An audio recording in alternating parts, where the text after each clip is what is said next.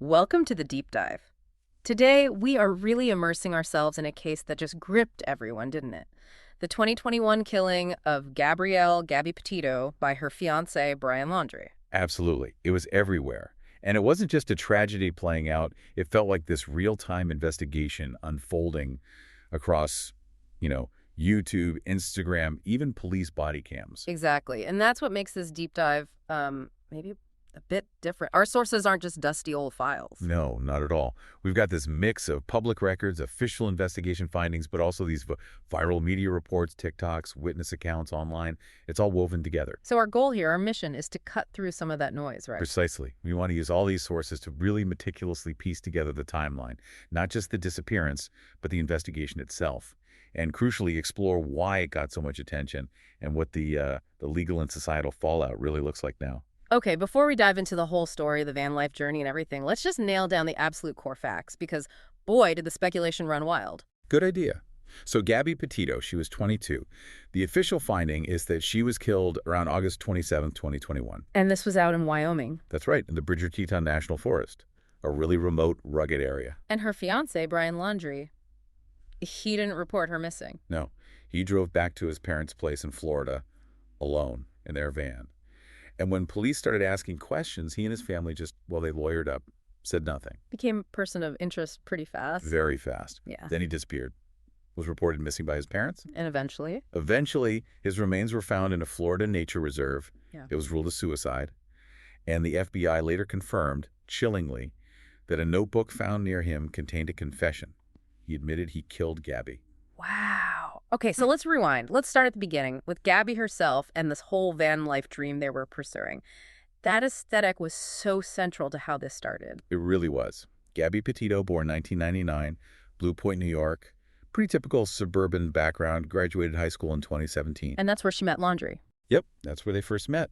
Before the big trip, she worked regular jobs, hostess, pharmacy tech at Publix, even Taco Bell for a bit.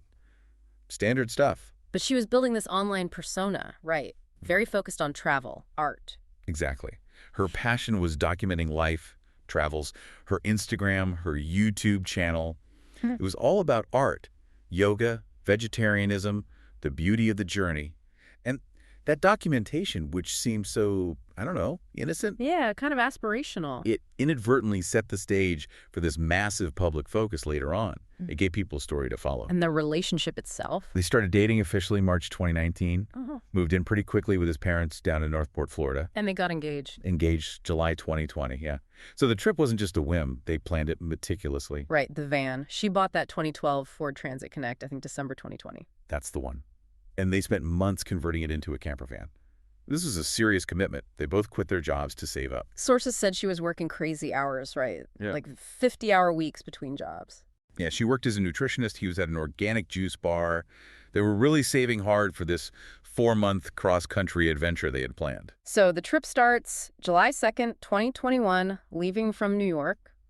And for a while, it looked like the dream, didn't it? For the first, 5 weeks, it really did seem to match the online image. We have records, social media posts from specific places, Monument Rocks in Kansas, Great sand dunes, Zion, Bryce Canyon. Mystic Hot Springs, Canyonlands in Utah, all these iconic Western spots. It looked idyllic. Until August 12th. Moab, Utah. That's where the image just shatters. Yeah, that's part 2, isn't it? The domestic disturbance incident.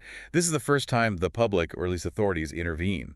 And it becomes hugely important later. Because we have actual evidence from that day, the 911 call, the body cam. Exactly. It's a critical pivot point. It started with a 911 call. Someone saw a fight right outside the Moonflower Community Cooperative. And the caller was specific, wasn't he? He reported seeing Laundrie. He reported seeing the man, Laundrie, hit the woman, Petito, slap her twice, before they drove off erratically towards Arches National Park. And another witness backed some of that up, mentioned arguing. Yeah, another witness spoke to police later, confirmed the arguing, said Petito looked like she was maybe punching his arm, and Laundrie was trying to keep her out of the van, took her phone. So, definite signs of conflict. So the police find the van. Moab City police located them pretty quickly, pulled them over, and that body cam footage, it's just incredibly hard to watch. She's so distressed. Visibly distraught.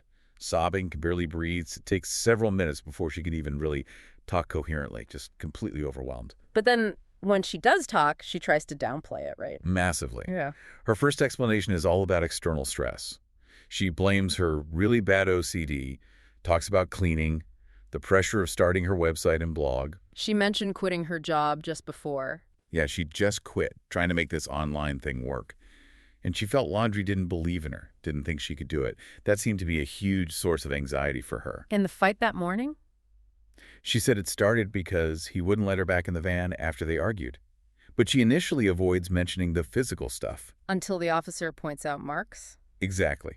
The officer sees marks on her arm, her face, and pushes her a bit. Asks her to be honest.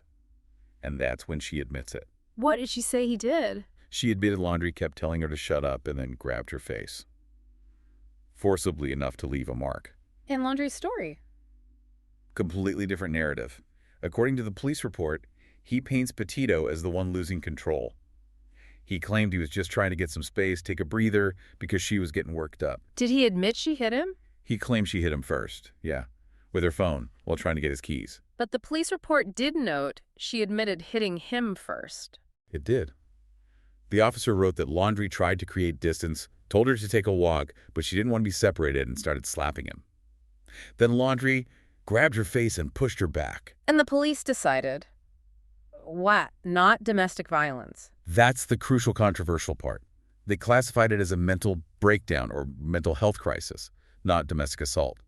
Said both contributed to disorderly conduct. And that classification matters legally, doesn't it? Hugely. Yeah. Because classifying it that way allowed them to bypass Utah's mandatory arrest law for domestic violence incidents. They didn't have to arrest anyone. So instead, they just separated them. For the night, yeah. They put Laundrie up in the Bowen Motel in Moab, and Petito stayed in the van. Even though she asked them not to, the body cam shows her pleading, right? Heartbreakingly, yes.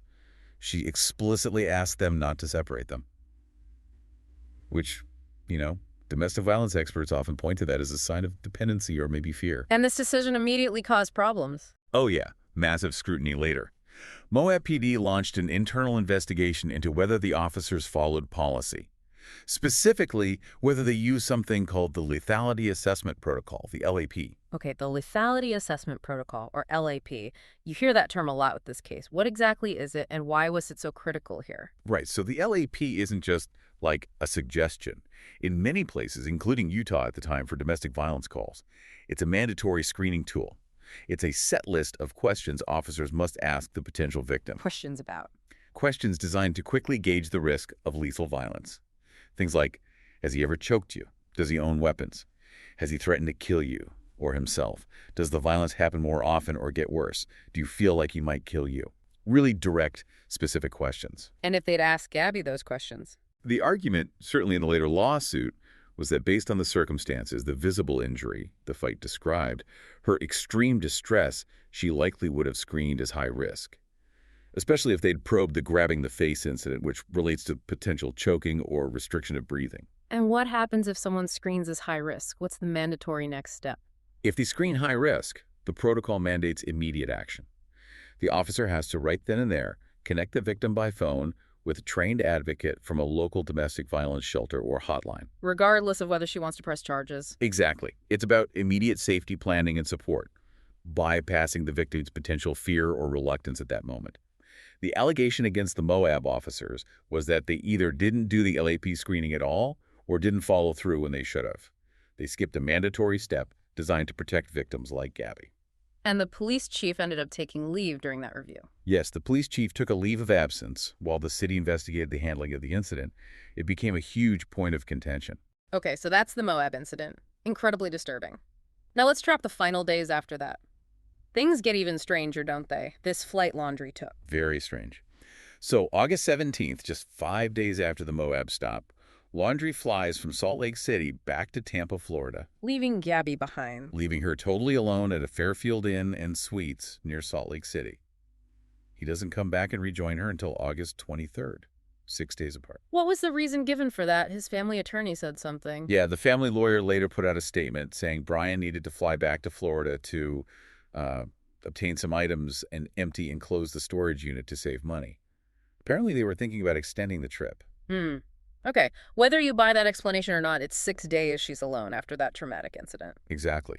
And then he returns August 23rd. The timeline starts to speed up towards the end. Gabby's mom said her last proper voice call with Gabby was August 25th. And Gabby said they were heading towards the Tetons. Yep, Grand Teton in Yellowstone. That was the plan she communicated.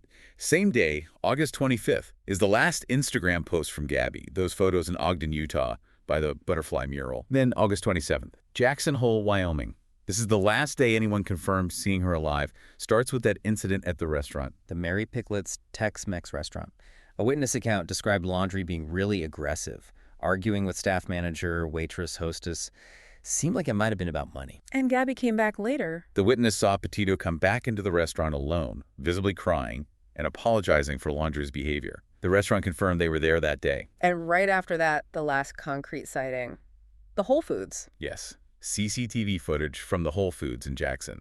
You can see them arrive, go in, come out, get back in the van. The timestamps are between 2:11 p.m. and 2:56 p.m. on August 27th. And they drive off. Which way? They're seen driving north on Highway 89. That's the road that leads directly towards the Bridger Teton National Forest and the Spread Creek camping area. And almost immediately after that last visual confirmation, the communication starts getting really weird. Extremely weird. It strongly suggests Laundrie was already trying to cover his tracks. Okay, walk us through those texts again. The first one that worried her mom was August 27th. Right, same day as the Whole Foods sighting.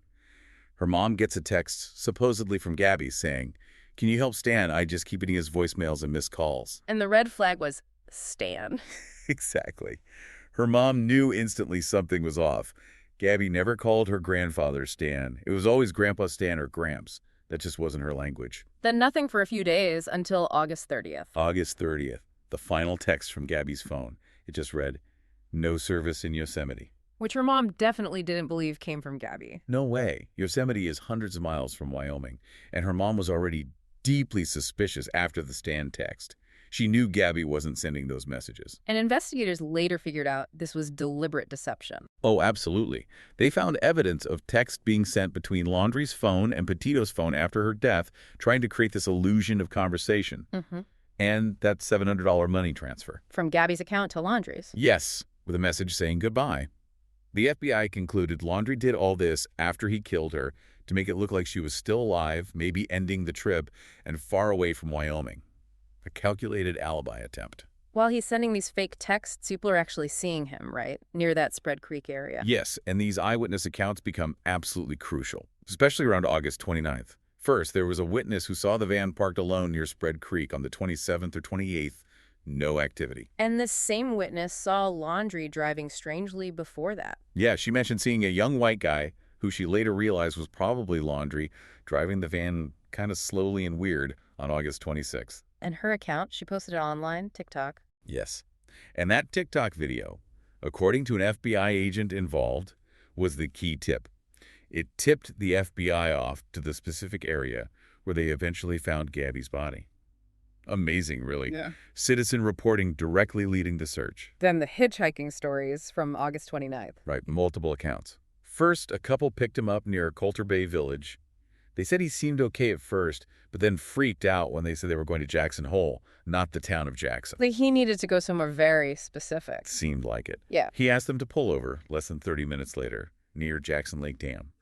Offered them $200 for this super short ride. Which seemed weird too, right? He didn't look that rough. Exactly. They said he claimed he'd been camping for days, but he didn't look particularly dirty. The whole interaction felt off. And then another person picked him up. Yes, a second woman picked him up near the dam around 6:30 p.m.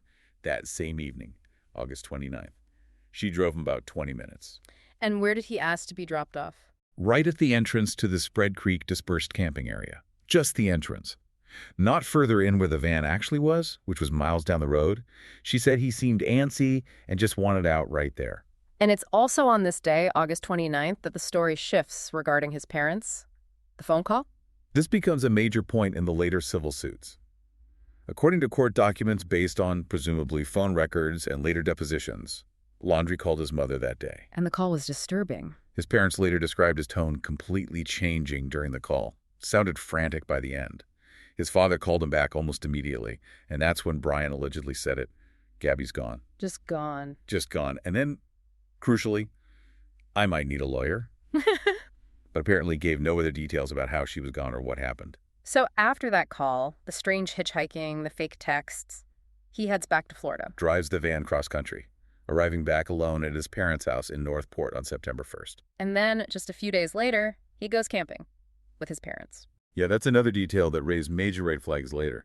On September 6th and 7th, Brian and his parents went camping together at Fort DeSoto Park, just days after he got back without Gabby, and presumably after that Gabby's gone phone call. Which the Petito family lawyers would later point to as evidence the parents knew more than they were letting on.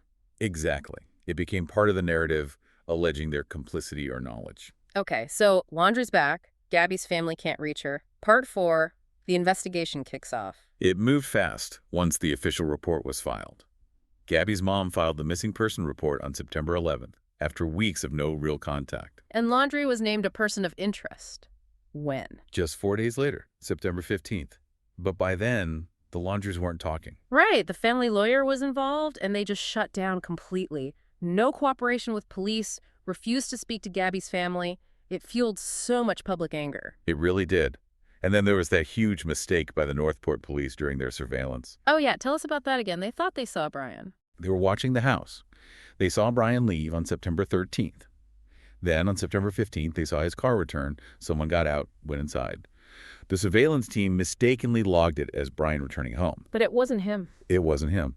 But based on that bad info, the police chief, Todd Garrison, went on TV on September 16th and said, very confidently, all I'm going to say is, we know where Brian Laundrie is at. Which was totally wrong. Completely wrong. Because the very next day, September 17th, Laundrie's parents reported him missing. Said they hadn't seen him since the 13th. So the police realized. They realized they'd messed up. They had mistaken Brian's mother, Roberta, for Brian on the 15th when she came back in his car. It meant Laundrie had potentially been missing for 4 days before anyone was actually looking for him. What a mess. But while all this confusion about Brian was happening, the search for Gabby was zeroing in based on those witness tips. Exactly. The focus shifted heavily to that Spread Creek dispersed camping area in Wyoming, thanks to those TikToks and hitchhiker accounts. And they found her. On September 19th, just over a week after she was reported missing, human remains were found right there in the Spread Creek area, near where the van had been seen. They were quickly confirmed to be Gabby's. And the autopsy results were brutal. They were. Homicide. The cause of death was officially blunt force injuries to the head and neck with manual strangulation, just horrific violence. Well, and they estimated when she died? The coroner estimated she had died 3 to 4 weeks before her body was found, which puts a time frame right around late August, consistent with those last sightings on August 27th. So Gabby's death is confirmed as a homicide. Laundrie is missing. What happens next legally? The investigation kicks into high gear to find Laundrie. An arrest warrant was issued for him on September 23rd. But not for murder yet. Not for murder initially. Wow. The warrant was for unauthorized use of Gabby's debit card specifically, using it to withdraw $1,000 or more between August 30th and September 1st after she was already dead. So like bank fraud. It's essentially, yes. But it was a federal charge that gave the FBI clear jurisdiction to pursue him nationwide as a fugitive. Meanwhile, they were collecting DNA from his parents' house, clearly preparing for the possibility he wouldn't be found alive. Which brings us to part 5, the search for Brian Laundrie himself. This went on for weeks in those Florida swamps. It did. A huge, intense search focused on areas near his home that he knew well, the Myakkahatchee Creek Environmental Park and the Big T. Mabry Carlton Reserve next to it. And it's a difficult terrain, right? Swamps, flooding. Incredibly difficult. Dense vegetation, waterlogged areas, wildlife. Sources mention even Laundrie's father went out with investigators at one point to help search these places he knew Brian frequented, all while his sister was publicly pleading for him to turn himself in. And the search finally ended? When? October 20th. Some of Laundrie's belongings, his backpack, the notebook were found in the Myakkahatchee Park. Yeah. And then nearby, his skeletal remains were discovered. In an area that had been underwater. Yes, that was key. It was an area that had recently been flooded, which is why search teams might have missed it earlier. The waters receded, revealing the site. How did they confirm it was him and the cause of death? They used dental records to confirm the identity. The initial autopsy was inconclusive because of the condition of the remains. They needed a forensic anthropologist. And the final determination? It was announced on November 23rd. The anthropologist confirmed he died from a self-inflicted gunshot wound to the head. So the conclusion was murder-suicide. And that leads us to the notebook, the confession. The final piece. The FBI announced in January 2022 that the notebook found with his remains contained a written statement where Laundrie took responsibility for Gabby's death. He admitted killing her. Yes. He admitted killing her, and he also admitted sending those fake text messages afterwards to deceive people into thinking she was still alive. With that confession, the FBI officially closed their investigation, placing the blame squarely on Laundrie. But when the full note came out later, June 2022, the story he told, it wasn't exactly a straightforward murder confession, was it? Not at all. It was this very self-serving narrative. He tried to frame it as a merciful killing. Claiming she was injured. Yeah, he wrote this story about her falling into cold water, being in extreme pain, possibly injured badly. He claimed, "I ended her life. I thought it was merciful, that it is what she wanted, but now I see all the mistake I made." He tried to paint himself as distraught, unable to go on without her, leading to his own suicide. But that just doesn't line up with the autopsy, does it? Absolutely not. Yeah. The forensic evidence showed manual strangulation and blunt force trauma to the head and neck. That's violent, deliberate action. It's not a gentle, merciful ending after an accidental fall. Experts pointed that out, right? That this was likely justification after the fact. Exactly. Experts like Michael Alcazar basically said, look, this note isn't an honest account. It's Laundrie trying to rationalize his horrific actions, trying to find some justification, maybe ease his own conscience before the end, rather than truly owning up to the brutality of the murder. It's a common psychological defense seen in these kinds of notes. Okay, let's shift to part 6. This case just exploded in the public consciousness. Why? What made this different from so many other tragic cases? It was a perfect storm, really, fueled by the digital age. First, you had the van life documentation. They built this online narrative people were already following. It felt personal. And then Laundrie's silence and his parents. That was huge. Their refusal to cooperate, hiring a lawyer immediately. It just screamed guilt to the public and fueled intense speculation and anger. People felt stonewalled. Plus, we had that incredibly raw evidence becoming public so quickly. Right. The body cam footage was visceral. The 911 call audio was chilling. And then you had the public actively participating witnesses posting on TikTok, sharing dash cam video. That TikTok finding the van location is a prime example. Public sleuthing actually moved the investigation forward. It had all the elements for a media frenzy, didn't it? Totally. Young, attractive couple, the romantic getaway gone wrong narrative, the backdrop of cross-country travel, which resonated during the pandemic, plus the general huge interest in true crime. It just ticked all the boxes for massive media coverage. But that intense focus also brought up a really uncomfortable, important critique. Missing white woman syndrome. Yes, that conversation became unavoidable. The term itself describes how missing person cases involving young, attractive white women from middle-class or upper-middle-class backgrounds get vastly disproportionate media coverage and law enforcement resources compared to cases involving people of color or those from marginalized communities. And the comparison in Wyoming itself was stark. Incredibly stark. News outlets started highlighting the stats. Around 710 indigenous people, mostly women and girls, were reported missing in or near that same area of Wyoming between 2011 and 2020. 710. Yes. An epidemic of missing and murdered indigenous people receiving a tiny fraction of the media attention or national outcry that Gabby's case generated. It laid bare a really disturbing bias in what kinds of stories get told and whose lives seem to matter more in the public eye. How did Gabby's family react to that comparison, to that term? It was interesting. Her father, Joseph Petito, initially said he was uncomfortable with the term, felt it maybe politicized their tragedy, but very quickly he acknowledged the reality of the disparity. And he started using his platform. Yes, he and the family have actively used the Gabby Petito Foundation and their public profile to advocate for all missing persons cases, specifically drawing attention to the lack of resources for cases involving marginalized groups. They've been involved in projects like Faces of the Missing to try and bridge that gap. It's been a powerful response. And one strange side effect of the huge search efforts, they found other bodies. Bizarrely, yes. Because so many volunteers and officials were combing such vast areas looking for Gabby and then Brian, the searches inadvertently led to the discovery of remains belonging to at least 5 other unrelated missing persons in different locations. A very somber, unintended consequence. Okay, finally, part 7, the legal aftermath. The criminal case closed with Laundrie's death, but the civil lawsuits continued for years. That's right. First, there was this symbolic but important wrongful death lawsuit against Laundrie's estate. How much was awarded? Petito's estate was awarded $3 million in November 2022. But realistically, recovery was unlikely, given Laundrie had very few assets. It was more about legal accountability. The bigger fight seemed to be the lawsuit against Laundrie's parents and their lawyer. Oh, definitely. That was explosive. Gabby's parents sued Christopher and Roberta Laundrie and their attorney Steve Bertolino for intentional infliction of emotional distress.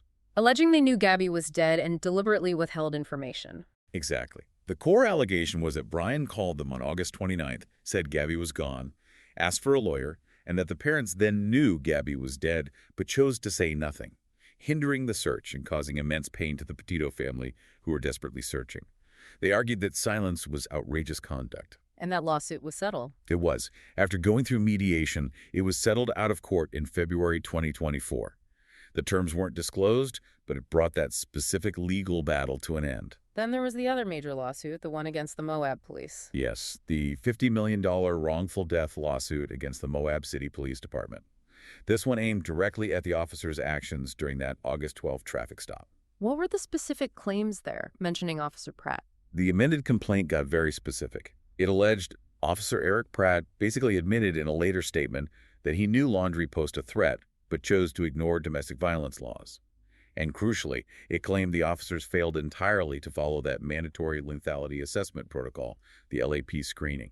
Arguing that if they had followed protocol, Gabby might have been saved. That was the core argument, that proper intervention, connecting her with resources as mandated by the LAP, could have broken the cycle, or at least given her a pathway to safety before things escalated fatally weeks later. But that lawsuit was dismissed. It was dismissed in November 2024. But the reason why is critical. It wasn't dismissed because the judge thought the officers acted perfectly. It was dismissed because of immunity. Exactly. The judge cited Utah's Governmental Immunity Act, which basically shields government agencies, like police departments, from many types of lawsuits, unless there's gross negligence or the immunity has been specifically waived by the legislature for that type of claim. So a legal technicality, essentially. Pretty much. But here's the kicker.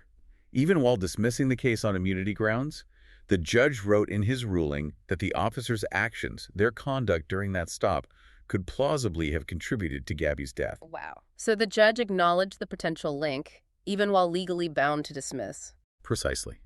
It's a stunning statement. It validates the family's core concern about the police interaction, even though the lawsuit itself couldn't proceed based on the immunity law. Gabby's parents are appealing that dismissal to the Utah Supreme Court. And the story continues to be told in media, right? Lifetime movie, Netflix series. Yeah, the Lifetime movie The Gabby Petito Story came out in 2022. And there's a Netflix docuseries, American Murder, Gabby Petito, apparently coming in 2025. The case clearly continued to resonate. So wrapping this up, what are the big takeaways from this deep dive into the sources? I think it starkly shows the double-edged sword of our hyper-documented lives. Social media provided clues, witness videos were crucial, it helped find her.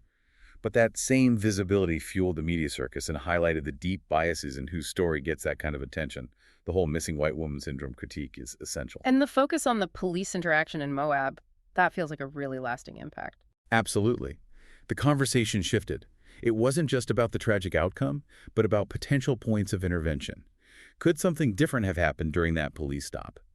That question looms large. Which leads us to that final provocative thought for you, the listener. We know the Moab lawsuit was dismissed due to governmental immunity, but the judge himself acknowledged the officer's conduct could have played a role in Gabby's death. So the question becomes, how do we get better? How do we train police, first responders, to recognize the nuances of domestic violence, especially when a victim like Gabby is minimizing the danger or resisting help? How do we make sure they use tools like the lethality assessment protocol correctly every single time? And maybe even bigger, what needs to change legislatively? If governmental immunity can shield departments from accountability even when protocols are allegedly ignored and potential harm is acknowledged by a judge, does that law need reform to better protect victims in these critical moments? Lots to think about there. And we really do encourage you to check out the work the Gabby Petito Foundation is doing. They're focused on raising awareness and helping other families navigate these awful situations, especially for marginalized groups. Thank you for joining us for this deep dive. We'll see you next time.